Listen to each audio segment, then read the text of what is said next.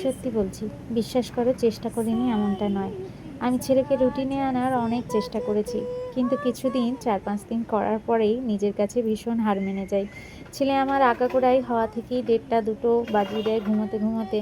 আবার সেটাকে নিয়ে সকাল সকাল ওঠা আর ওকে তাড়াতাড়ি তুললে তো সারা দিনটা পুরো ঘ্যান ঘ্যান করতেই থাকে। তারপরেও চেষ্টা করি, কিন্তু 4-5 দিন করার পরে আমিও হার মেনে যাই। আবারও কিছুদিন পরে চেষ্টা করা শুরু করলাম। আজকে সকাল সকাল ছেলেকে ঘুম থেকে উঠিয়েছি, ও যাতে একটু উৎসাহ পায় সেই কারণে নিচের বাগানে একটু নিয়ে গেলাম। অনেক পেয়ারা হয়েছে, ওর সঙ্গে ছিঁড়বো গতকাল থেকেই ভেবে রেখেছি। তো এখানেও ট্রাকটা এনেছে দেখো পেয়ারাগুলো নিয়ে যাবে বলে। আমি বলেছি আর কি, ও তো আর এত বোঝে না। আর একটা ঝুড়ি এনেছি, তবে ভাবছি কি গাছ থেকে না টাটকা টাটকা পেড়ে খেতে বেশি ভালো লাগবে। সে কারণে বেশি আর পারলাম না, ও গুটি কয়েক পেড়ে নিয়ে ফিরে যাচ্ছি। আজকে আবার মা ব্যাংকে যাবে, সেই কারণে লাঞ্চের দায়িত্বটা আমারই। আজকে ভাবছি পার্শে মাছের ঝাল করব। তবে ইতিমধ্যেই মা ভাত আর একটা তরকারি বানিয়ে গেছে।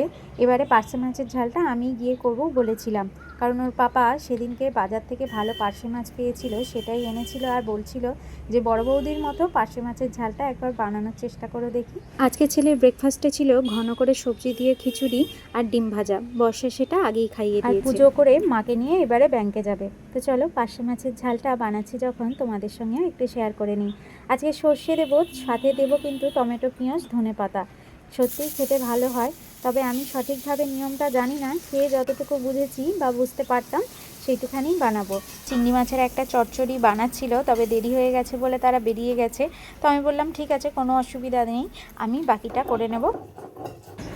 বোধহয় এই ঝালটাতে একটু অল্প চালমগজও দেওয়া হতো, তবে আজকে আমি আর চালমগজ দিইনি। একটু সরষে বেটে নিয়েছি আর সাথে একটু পোস্ত বেটে নিয়েছি। এবার মাছ ভাজার তেলের মধ্যে একটু কালো জিরে, পেঁয়াজ দিয়ে দেবো। তারপরে পরে ধনেপাতাটা আগেই ভাগে দিয়ে নিয়েছি, কারণ হচ্ছে আমার মা আবার এর গন্ধটা একেবারে পছন্দ করে না, সেই কারণে শেষে না দিয়ে আগে ভাগেই দিয়ে দিলাম। তার মধ্যে একটু হলুদ, নুন, যা মশলাপাতি দেওয়ার ছিল দিয়ে নিয়ে জল দিয়ে নিলাম। তোমরা যেমন করে করো আর কি। আমাদের বাড়িতে এই ধরনের ঝাল বানানো হতো, যেটাকে ডবগা জলে রান্না বলা হতো।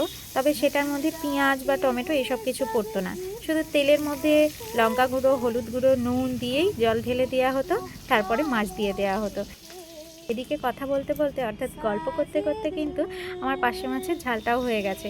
হয়তো বর্দি দেখে বলবে আমি কি এমন করে বানাতাম, তবে বর্দি শেষদির মতো জাঁতের রাঁধুনি আমি না হলেও পার্শে মাছের ঝালে এক্সিলেন্ট না হলেও গুড আমি পাবো বলে মনে হয়।